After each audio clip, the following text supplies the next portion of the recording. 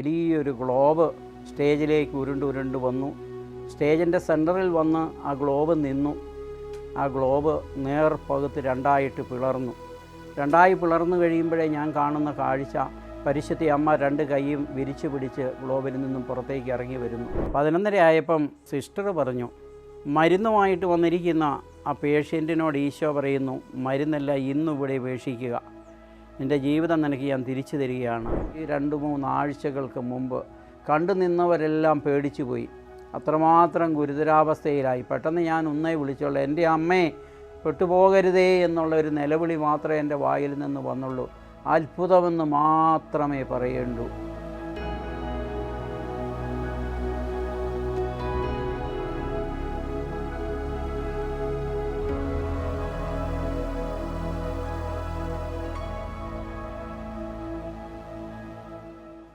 എൻ്റെ പേര് പാപ്പച്ചൻ, പാലാ സ്വദേശിയാണ്.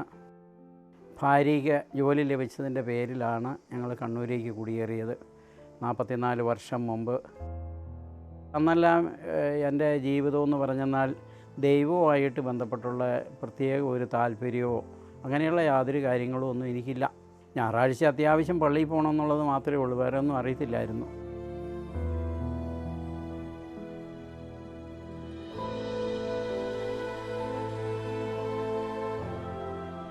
ആയിരത്തി 1993 സെപ്റ്റംബർ 19 വളരെ വേദനാജനകമായ സംഭവവികാസമുണ്ടായി. ഞാൻ അറ്റാക്ക് രോഗിയായി 47 മണിക്കൂറോളം ആശുപത്രിയിൽ ബോധമില്ലാതെ കിടന്ന് മരിച്ചു എന്ന് ഡോക്ടർ വരെ സ്ഥിരീകരിച്ചു. എൻ്റെ അനിയത്തിയുടെ ഭർത്താവ് കോഴിക്കോട് ജില്ലയിലെ കരിസ്മാറ്റിക്കിൻ്റെ പ്രവർത്തകനായിരുന്നതുകൊണ്ടും നല്ല പ്രാർത്ഥനക്കാരനായിരുന്നതുകൊണ്ടും വന്ന് എന്നെ കണ്ടു. അന്ന് പ്രാർത്ഥിച്ചു. രണ്ടാമത് എനിക്ക് ജീവൻ നൽകിയെന്ന് തിരിച്ചു പറയാം. കാരണം 36 മണിക്കൂറാണ് ഡോക്ടർ ലാസ്റ്റ് പറഞ്ഞത്. അവൻ വന്ന് ഡോക്ടറുമായിട്ട് സംസാരിച്ച് നിർബന്ധിച്ച് അകത്ത് കയറി പ്രാർത്ഥിച്ചു. ഞാൻ അന്നേരം 48-ാമത്തെ മണിക്കൂറിലാണ് കണ്ണ് തുറക്കുന്നത്. 8-ാം ദിവസം ആശുപത്രിയിൽ നിന്ന് ഡിസ്ചാർജ് ചെയ്ത് പോരുമ്പോൾ ഡോക്ടർ പറഞ്ഞു, 1 വർഷത്തേന് മരുന്ന് കഴിക്കണം, അങ്ങനെയാണെങ്കിലേ ജീവിക്കാൻ പറ്റുള്ളൂ, വളരെ ശ്രദ്ധാപൂർവം വേണമെന്നെല്ലാം പറഞ്ഞു. അങ്ങനെ 1 മാസത്തെ മരുന്നും വാങ്ങിച്ചുകൊണ്ട് വീട്ടിൽ വന്നു. പിറ്റേന്ന് എൻ്റെ അനിയത്തിയുടെ ഭർത്താവ് പറഞ്ഞു, ധ്യാനത്തിന് പോകണം. അപ്പം ഞാൻ അന്ന് വരെയൊക്കെ കണക്ക് കൂട്ടിക്കൊണ്ടിരുന്നത് കള്ള് കുടിക്കുന്നവർക്കോ ചീട്ട് കളിക്കുന്നവർക്കോ അങ്ങനെയുള്ള ആൾക്കാർക്കുള്ള ധ്യാനം എന്നാണ് ഞാൻ കണക്ക് കൂട്ടിയത്. പിറ്റേന്ന് അവൻ വന്ന് എന്നെ കൂട്ടിക്കൊണ്ട് പോയി. ജീവിതത്തിൽ ആദ്യമായിട്ട് ഒക്ടോബർ 1 കുളത്തുവയിൽ ധ്യാനകേന്ദ്രത്തിൽ കൊണ്ടുപോയി എന്നെ ധ്യാനത്തിന് ആക്കി. അവനന്ന് രാവിലെ തിരിച്ചു പോയി കൊണ്ടുപോയാക്കിയിട്ട് 11:30 ആയപ്പം സിസ്റ്റർ പറഞ്ഞു, മരുന്നുമായിട്ട് വന്നിരിക്കുന്ന ആ പേഷ്യൻറ്റിനോട് ഈശോ പറയുന്നു, മരുന്നല്ല ഇന്നിവിടെ ഉപേക്ഷിക്കുക, നിൻ്റെ ജീവിതം നിനക്ക് ഞാൻ തിരിച്ചു തരികയാണ്, എനിക്ക് വേണ്ടി വേല ചെയ്യാനാണ് നീ വന്നിരിക്കുന്നത്, അതുകൊണ്ട് നീ മരുന്നെല്ലാം അവിടെ ഉപേക്ഷിക്കുക. അപ്പം ഞാൻ ഓർത്തു, അതുപോലെ എത്രയോ പേര് ധ്യാനകേന്ദ്രത്തിൽ കാണും, അതുകൊണ്ട് എൻ്റെ പേരിലായിരിക്കുകയില്ല എന്ന് ഞാൻ മനസ്സിലാക്കി. 1 മണിക്കൂർ കഴിഞ്ഞ് വീണ്ടും സിസ്റ്റർ അതേ ഭാഗം തന്നെ ആവർത്തിച്ചു. അവസാനം സിസ്റ്റർ പറഞ്ഞു, ആരും എഴുന്നേറ്റ് കാണുന്നില്ലെങ്കിൽ ഒരടയാളം പറയുന്നു. തലയിൽ ഭാരം വീണ ആ മനുഷ്യനാണ് ഇയാൾ. അപ്പം ഞാൻ വേഗം ചാടി എഴുന്നേറ്റു. കുറേ നാളുകൾക്ക് മുമ്പ് തലയിൽ തേങ്ങ വീണു, അങ്ങനെ ഭാരം മുഖാന്തരം വന്ന് ചതവ് പറ്റിയതാണ്. അപ്പം ഞാൻ തന്നെയാണെന്ന് മനസ്സിലായി. ഞാൻ ചാടി എഴുന്നേറ്റ് നിന്നു. എന്നെ സ്റ്റേജിൽ കൂട്ടിക്കൊണ്ട് പോയി സിസ്റ്റർ. ഈ മനുഷ്യന് ഒരാഴ്ച മുമ്പ് അറ്റാക്ക് വന്നു, ആശുപത്രിയിലായിരുന്നു, ജീവൻ തമ്പുരാൻ തിരിച്ചു കൊടുത്തത് കൊണ്ട് വന്നതാണ്. സിസ്റ്റർ കുറേ കാര്യങ്ങളെല്ലാം പറഞ്ഞു. അങ്ങനെ ധ്യാനം തീരുന്ന അന്ന് ഞാൻ സ്തുതിപ്പിൻ്റെ ആരാധനയുടെ എല്ലാ സമയത്ത് ഭയങ്കര അഭിഷേകമുള്ള പ്രാർത്ഥന എനിക്ക് ലഭിക്കാൻ കാരണമായി. അന്ന് ആദ്യമായിട്ട് ഞാൻ ജീവിതത്തിൽ ഭാഷാപരത്തിൽ സ്തുതിക്കാനും ദർശനങ്ങൾ കാണാനുമുള്ള കൃപ എനിക്ക് തമ്പുരാൻ തന്നു. അങ്ങനെ അവിടുന്ന് മടങ്ങി. അന്ന് മുതൽ ഞാൻ തീരുമാനമെടുത്തു, തമ്പുരാന് വേണ്ടി വേല ചെയ്യാനാണ് എനിക്ക് പുനർജീവൻ തന്നിരിക്കുന്നത്, അതുകൊണ്ട് അതിൽ ഉറച്ചു നിൽക്കാൻ തീരുമാനിച്ചു. എങ്കിലും പ്രതിസന്ധികളൊക്കെ വരുമ്പോഴേ ആടിപ്പോകുന്ന അവസ്ഥ. രണ്ടാമത് വീണ്ടും ഡിവൈനി ധ്യാനത്തിന് പോയി 2-3 മാസങ്ങൾക്ക് ശേഷം. 2-ാമത്തെ ദിവസം ആരാധനയുടെ സമയത്ത് ആരാധന നടക്കുന്നുണ്ട്.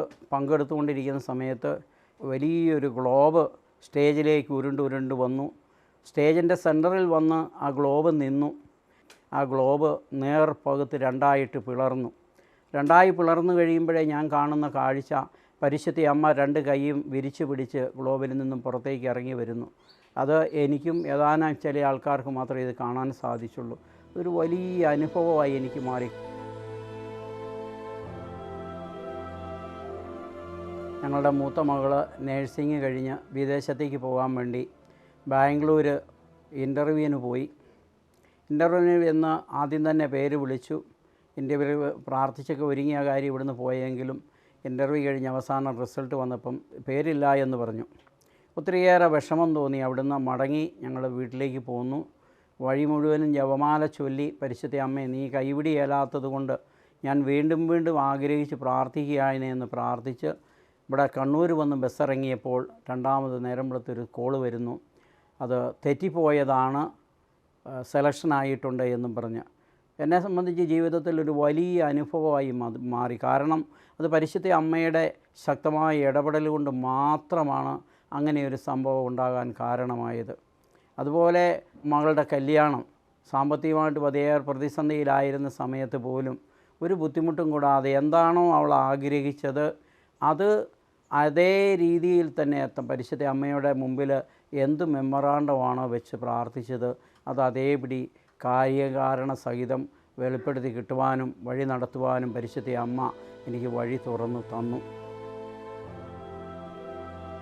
ഒരിക്കലും ഇതുപോലെ ഒരു പ്രാർത്ഥനയ്ക്ക് പോയി മടങ്ങിപ്പോരുന്ന സമയത്ത് നമ്മൾ 5 പേരും ഉണ്ടായിരുന്നു കൂട്ടത്തിൽ.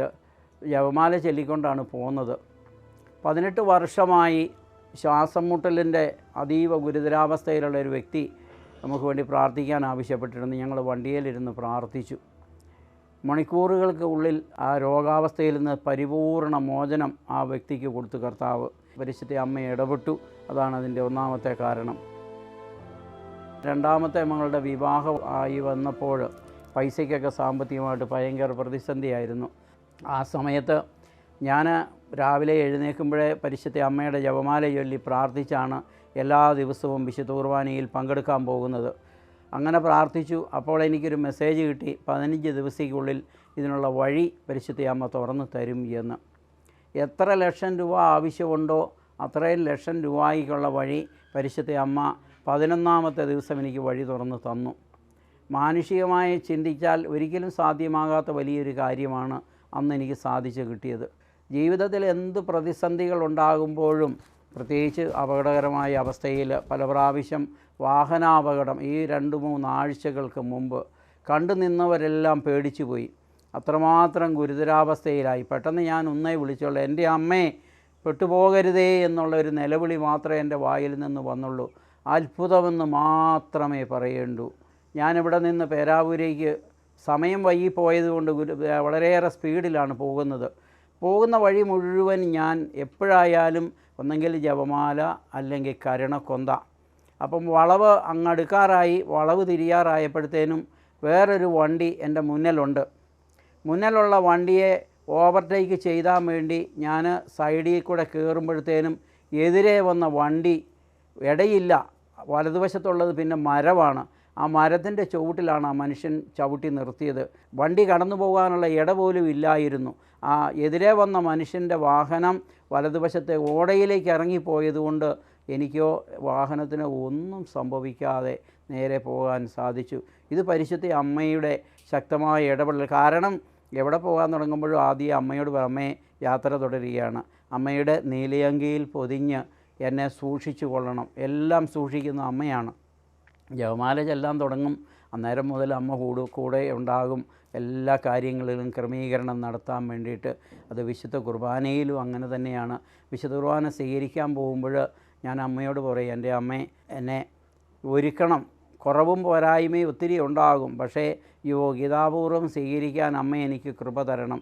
യോഗ്യതാപൂർവ്വം സ്വീകരിക്കുക മാത്രമല്ല, ഒരിക്കലും നാശത്തിന് കാരണമാകാതെ നിത്യജീവന് കാരണമായി തീരുവാൻ ഈ തിരുശരീര രക്തങ്ങളുടെ സ്വീകരണം ഇടയാകട്ടെ എന്ന് പ്രാർത്ഥിച്ച് അമ്മയും കൂട്ടിക്കൊണ്ട് ഞാൻ വിശുദ്ധ കുർബാന സ്വീകരിക്കാൻ പോകുന്നത്. അതൊരു വലിയ അനുഭവമാണ്.